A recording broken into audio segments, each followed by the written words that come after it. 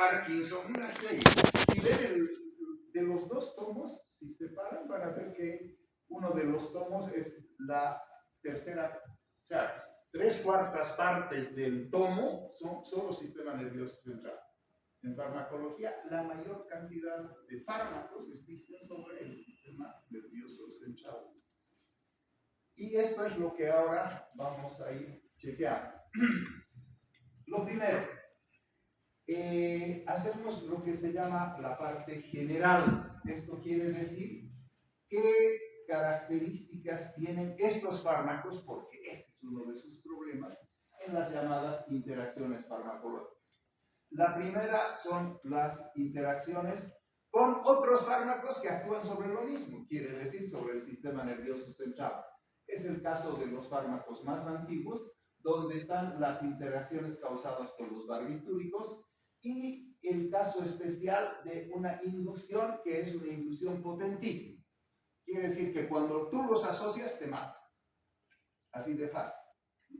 Entonces hay que tener mucho cuidado con ellos. Los barbitúricos, especialmente el más utilizado de los barbitúricos hoy para los pacientes que tienen epilepsia, son, que lo vamos a ver a posteriori, en el último capítulo, son inductores enzimáticos muy potentes y de amplio espectro. Y aumentan el metabolismo en su gran cantidad de fármacos, que son sustratos de todas tus enzimas. O sea, aquellos que son sustratos, sabemos por la parte bioquímica que van a ser los conflictivos. ¿Cuál es la implicación clínica? Esta es una de las principales razones para que no se utilicen hoy los barbitúricos. Entre comillas, no se utilicen porque todavía se siguen utilizando, pero ya no en la forma de antes. Antes todo era, si querías dormir, barbitúricos, si te estabas ansioso, barbitúricos. Hoy, por la característica que tiene con los otros fármacos, ya no está siendo utilizado y ha caído en la llamada obsolescencia para el tratamiento de los hipnóticos y sedantes. Y esto reduce obviamente la eficacia de la utilización de otros fármacos, como los anticonceptivos también, orales, la warfarina y algunos esteroides, la teofilina y muchos otros fármacos. De hecho, la cantidad de fármacos con los que se cruza, lamentablemente, los barbitúricos es muy, muy grande. La interacción disminuye los niveles de los hipnóticos y sedantes y a esto se le llama inducción enzimática. ¿Cuál es el mecanismo? Un fármaco aumenta la síntesis de la actividad de la enzima citocromo P450 oxidasa o la citocromo P simplemente, porque hay muchas por si acaso, acelerando el metabolismo de los hipnóticos y sedantes. El resultado clínico es disminución de la concentración plasmática del sedante, lo que puede llevar a una pérdida de la eficacia, lamentablemente la llamada eficacia terapéutica. Cuando nosotros vemos el fármaco, es un inductor, otra vez, otras citocromos también, que son la 3A4, como por ejemplo la rifampicina, la carbamazepina, la fenitoína y la llamada hierba de San Juan. Como verán, son varios los fármacos que van a tener interacción contra estos. También podemos ver en la interacción que aumentan los niveles de los sedantes hipnóticos, y estos niveles, al aumentar sus niveles de ellos, lo que van a producir inhiben la actividad de las enzimas de la citocromo P y de varias otras enzimas que son responsables de metabolizar la mayoría de las benzodiazepinas. Las benzodiazepinas es uno de los fármacos más utilizados. Hoy aparecen las nuevas benzodiazepinas y que todavía no han superado la acción de las diazepinas en general. Esto reduce el aclaramiento del sedante, aumentando su concentración plasmática y su duración de su acción farmacológica. En el caso de el resultado clínico, obviamente van a ser varios los problemas. El primer problema es que hay un aumento del riesgo de toxicidad, una sedación excesiva en el paciente, efectos adversos múltiples e incluso a dosis terapéuticas que pueden ser normales y subnormales. A pesar de que manejes bajas las dosis, igual sigue haciendo la parte de toxicidad. Los fármacos, que son los más importantes inhibidores del citocromo 3A4, son los antifúngicos, por ejemplo el ketoconazol, el itraconazol, antibióticos que sean los macrólidos, eritromicina, claritromicina, inhibidores de las proteasas en el caso de los virus para el VIH, el retinovirus, la cimetidina para el caso de la acidez y hasta el jugo del pomelo produce interacción. No solamente los fármacos, sino hasta tu alimentación te produce niveles de interacción. Si nosotros analizamos ahora qué pasa con la sinergia con los opioides, recuerdan que los opioides también son fármacos que los han visto del sistema nervioso, ¿sí? Entonces, cuando hablamos de los opioides, empezamos a tener que causan depresión respiratoria y a través de sus propios receptores, de los mu-opioides, en el tronco encefálico, cuando se combinan hipnóticos sedantes que deprimen la respiración a través de la vía GABA-enérgica, que es la vía más importante, el efector depresor produce una potente y forma dramática de depresión. O sea, realmente produce depresión respiratoria. Por lo tanto, los juntas, el paciente no puede respirar. Y si no puede respirar, está muerto. Bien. Este era antes uno de los ejemplos más importantes del que no sabe farmacología. Porque tomar esto, tal esto, ponle esto. ¿Sí? Basta que los hayas unido, cualquiera, y miren cuántos son. Y el paciente está muerto. Por lo tanto, ya sabemos que el que no sabe farmacología, mata. Porque el fármaco es un arma y lamentablemente sirve para curar, pero también produce la muerte. Y es claramente demostrado. La sinergia con otros depresores, por ejemplo, los antihistamínicos de primera generación. ¿Y cuántos de ustedes no utilizan antihistamínicos para sus problemas? Lo que quiere decir que porque quieres dormir, te produce duerme definitiva, ¿no es cierto? Quiere decir que vas a estar dormido para siempre.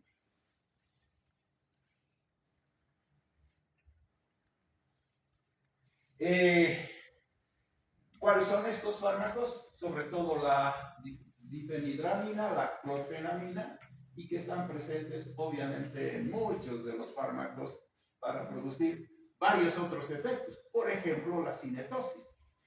¿Y cuántos toman porque se te marean? ¿Cuántos toman porque tienen náuseas? Y así sucesivamente. Y también potencian sus efectos de los antihistamínicos y los efectos que tienen los mismos antihistamínicos y los sedantes hipnóticos. Pueden ser utilizados también con los antipsicóticos para tratar, por ejemplo, la esquizofrenia, un problema psiquiátrico, y trastornos psicóticos de diferente forma. Normalmente el esquizofrénico es alguien que está excitado y demás. ¿Lo quieres? Ay, está excitado, hay que deprimir. Póngale una ansiolítico, póngale, le pones y se muere.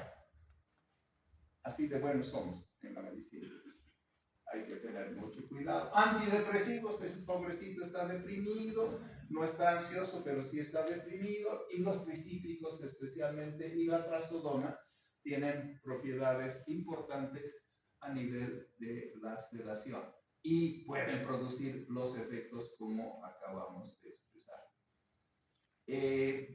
Y tenemos también los llamados anticonvulsivos.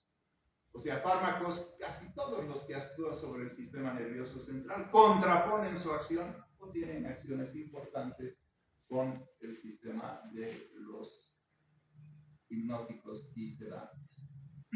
Bien.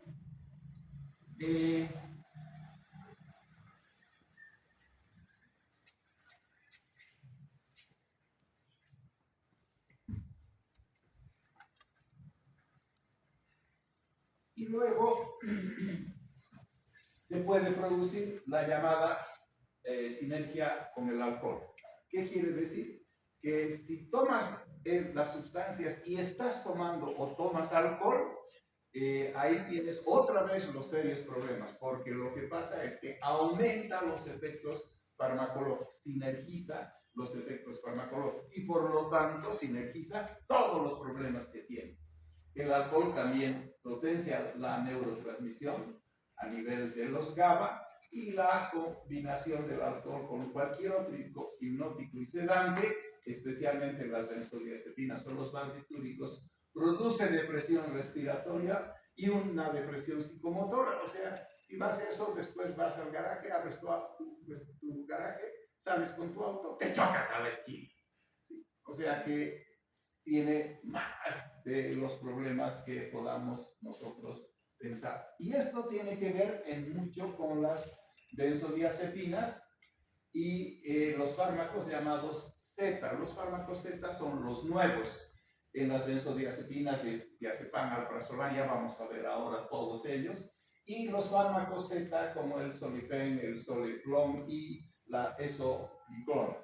Entonces, todos estos fármacos son los que producen interacción. ¿Se está entendiendo? Supongo que hemos comenzado por esto para demostrarles a dónde estamos queriendo llegar y qué es lo que vamos a utilizar y los problemas que tienen estos fármacos en su utilización. Y son los más utilizados hablando farmacológicamente a nivel mundial. En el caso de la curva dosis-respuesta, es una curva aplanada. Quiere decir, casi en general es el fármaco y hace una S itálica. En este caso produce su acción y se aplana. Y cada vez que se aplana, le das más dosis, está el paciente más intoxicado. ¿Sí? Porque eso es lo que dice. A mayor dosis, mayor la intoxicación. Se necesita, por lo tanto, en muchos casos aumentar mucho la dosis, que sea realmente grande, mayor, para producir la hipnosis.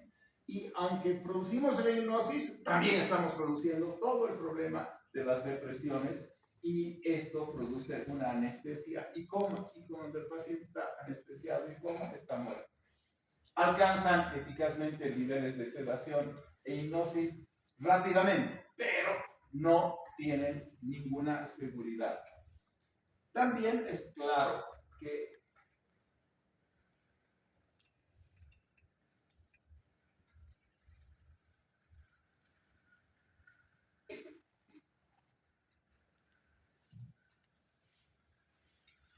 es muy difícil alcanzar el estado de anestesia, aunque el paciente quiere decir pérdida de conciencia, ¿no? La anestesia no estás consciente de lo que está pasando, por eso estás anestesiado.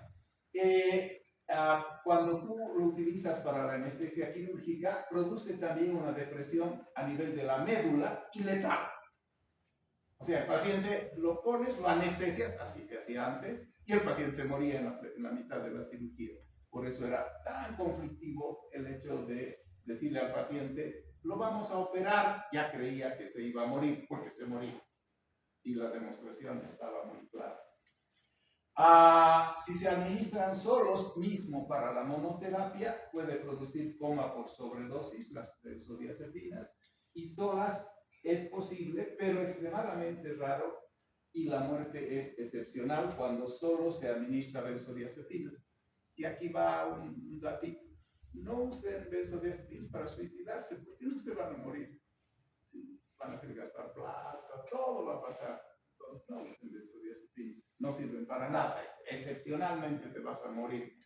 Así es que mejor tírense un tiro, potasio endovenoso. Les puedo enseñar todas las formas para morirse fácil. Igual que el fármaco. La implicación clínica es crucial. Poseen un índice terapéutico mucho más amplio y una mayor margen de seguridad. Por eso las benzodiazepinas, como benzodiazepinas, son seguras. Y, sin embargo, esta seguridad es relativa y se pierde dramáticamente cuando se combinan con otros depresores del sistema nervioso central, como el alcohol o los opioides. Ya han visto que se sinergiza. Y por último, la combinación potencia la sinergia de la depresión respiratoria, siendo la causa más común de muerte en sobredosis aquellos pacientes que utilizan benzodiazepinas. O sea, a pesar de ser muy seguras las benzodiazepinas, basta que las juntes con otra para que te maten. Entonces, tómense barbitúricos y benzodiazepinas. En este caso, seguro que se van a morir. No tengan mucho problema con esa parte. Bien. Pasamos a la relación que existe entre la dosis y la respuesta, que es otro de los problemas en farmacología. Verán que estos son temas que demuestran clarísimo la parte de la farmacología básica, donde hablamos de farmacodinamia, donde hablamos de farmacocinética y demás. Estos son el capítulo más importante para demostrar los problemas de si no usamos bien y no sabemos la farmacocinética y la farmacodinámica. Entonces, la relación dosis-respuesta y obviamente tiene que ver sobre el sistema nervioso central en la producción de la depresión. La relación entre la dosis-respuesta administrada en el grado de depresión sobre el sistema no es la misma para todos. O sea, no es te doy esto y te va a pasar esto, te doy esto otro y te va a pasar lo mismo. No, tienen totalmente diferentes tipos de acción, porque esa es su farmacocinética y también su farmacodinámica. Los fármacos representantes más importantes son los barbitúricos, el alcohol, el meprobamato y el hidrato de cloruro. En general, el alcohol se va a seguir utilizando, no sé, de aquí a 10.000 años, 100.000 años, ¿o no? ¿Sí? ¿Y quiénes son los que más chupan? Estudiantes de medicina teníamos en una investigación que se hizo. Si los estudiantes de medicina son los que mejor chupan, están tan estresados en la semana que el fin de semana se rajan, excepto los que son mis estudiantes de farmacología, porque el domingo lo utilizan solo para farmacología, entre comillas.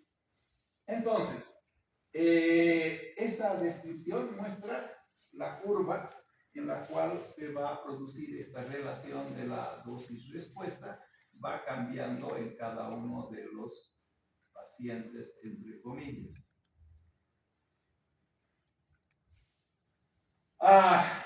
Es lineal, es dependiente bien pronunciada, quiere decir el efecto es muy rápido y a pequeñas dosis, y significa que si la dosis aumenta, si yo aumento la dosis, estoy trabajando sobre este lado, este es el efecto y esta es la dosis en las curvas de dosis-respuesta. Aumento la dosis al ser muy claro, el efecto farmacológico aumenta en proporción casi logarítmica, por lo tanto va a producir efectos con un pequeño cambio de dosis. Se ha equivocado el paciente y en vez de tomar lo que tenía que tomar, toma un poquito más, ahí está, él mismo se ha liquidado entre comillas. Y esto progresa de manera percibible y muy peligrosa a través de varios estados.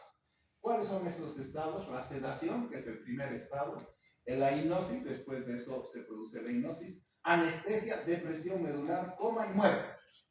Eso es simplemente por aumentos relativamente insignificantes de la dosis. ¿Cuál es la implicación clínica? La implicación clínica es bastante sencilla. Es que su índice terapéutico se vuelve muy estrecho. El índice terapéutico es la cantidad de veces que puedo darle la dosis sin que se muera el paciente. Ese es el índice terapéutico. El margen entre la dosis hipnótica y la dosis de depresión respiratoria es muy pequeño y se lleva a cabo cuando existe cualquier tipo de sobredosis llamada accidental o intencional. Accidental, te equivocaste. Intencional, te quieres suicidar. No hay problema. Te mueres nomás, no hay problema. Bien. De hecho,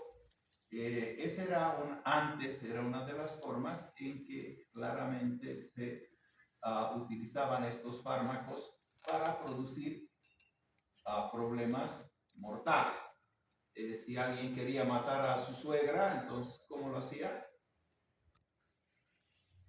le damos una dosis equivocada para que se duerma la suegra definitivamente, ¿no? Eso hacía, entre comillas. Cuando nosotros vemos fármacos que en la realidad tienen efecto hipnótico, se produce somnolencia, el paciente facilita el inicio de comenzar a querer dormir y también mantiene el estado de sueño. Ese es el efecto de estos fármacos en general. El sueño inducido por un hipnótico es ideal y se asemeja al sueño fisiológico normal, y es importante destacar que el sujeto puede ser despertado con facilidad. ¿Sí? O sea, si no se despierta, no sirve. Porque ¿de qué sirve? Suena tu despertador y ya no has ido a clases, no has venido a farmacia. Claro que a usted no funciona. Bueno, para usted sí le funciona hoy día el despertador, ¿no? Aunque vos has sido tú el que te has despertado, ¿no? Y de esa forma, la diferencia fundamental del estado de anestesia general. En la anestesia general no se va a despertar el paciente fácilmente, sino el paciente va a tener problemas de despertarse como un problema fundamental. La hipnosis es un grado de mayor depresión en el sistema nervioso central y que la sedación. O sea, primero te sedas y después te produce hipnosis de acuerdo a la dosis. Volvemos a repetir. La dosis es la que determina los efectos farmacológicos. Un fármaco que es sedante a bajas dosis se convertirá a un hipnótico a altas dosis o podrá ser un anestésico general. ¿Sí? O podrá ser algo que te mate. Cuando nosotros analizamos el efecto sedante, que también lo llamamos como ansiolíticos. De hecho, en el libro de anteriores ediciones hablaba de ansiolíticos. Y como no solo tienen acción ansiolítica, sino tienen semejante hasta producirte la muerte, ya no se habla del acto simplemente del ansiolítico, sino se habla de los hipnóticos y sedantes. ¿Sí? ¿Qué es un sedante? Sí, es un ansiolítico, pero aparte de eso tiene otros efectos. Reduce la ansiedad y ejerce un efecto calmante. Estabas nervioso, entras al examen de farmacología, te tomas un sedante, de hecho muchos hacían eso, y lo que es peor, se tomaban sedantes que producen amnesia. Sí, claro, algunas veces en los exámenes el cero era corriente, porque estaban dando su examen de farmacología y se habían sedado la noche anterior, ¿no? Y otros no despertaban, por lo tanto, y no venían al examen, y así sucesivamente, entre comillas. Por lo tanto, es muy claro que el objetivo terapéutico es aliviar la tensión psíquica del paciente y la excitación sin inducirlo al sueño, lo que quiere decir otra vez manejo de dosis. Y un gordito de 300 kilos, que sí existe, seguramente su dosis calculada no va a ser nada fácil. De una flaquita de 50 kilos o de 40 kilos y 21 años, y que sabemos que también existe, pero su dosis va a ser totalmente diferente. Y aunque puede producirse somnolencia, este es un efecto estrictamente un efecto secundario. Cuando nosotros hemos hecho todo este análisis,